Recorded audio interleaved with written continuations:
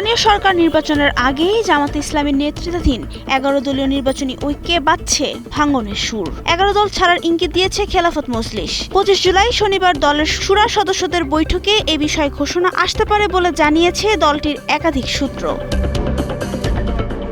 গত কয়েক মাসে ১১ দলের কোনো সমাবেশে অংশ নেয়নি খেলাফত মজলিস। শনিবার সিলেটে অনুষ্ঠিত বিভাগীয় সমাবেশে যাচ্ছে না দলটি। সমাবেশের ব্যানারেও থাকছে না কোনো নেতার নাম। দলের কেন্দ্রীয় প্রচার ও তথ্য সম্পাদক প্রকৌশলী আব্দুল হাফিজ খসরু বলেন, জামাত সহ অন্যান্য রাজনৈতিক দলের সঙ্গে তাদের জোট হয়নি, কেবল নির্বাচনী সমঝোতা হয়েছে। নির্বাচন যেহেতু শেষ, এই মুহূর্তে সমঝোতার প্রয়োজন আছে বলে মনে করছে না তারা। আবার কখনো বৃহত্তর সমঝোতার প্রয়োজন হলে তখন বিবেচনা করা হবে বলে জানিয়েছেন তিনি। অন্যদিকে দলটি ১১ দলকে জানিয়েছে ২৫ জুলাই পর্যন্ত কোনো ব্যানারে খেলাফত মজলিসের নাম ব্যবহার না করতে। এ বিষয়ে জামাত ইসলামীর জেনারেল সেক্রেটারি এহসানুল মাহবুব জুবায়ের বলেন, এখনো পর্যন্ত দলটি তাদের সঙ্গে আছে।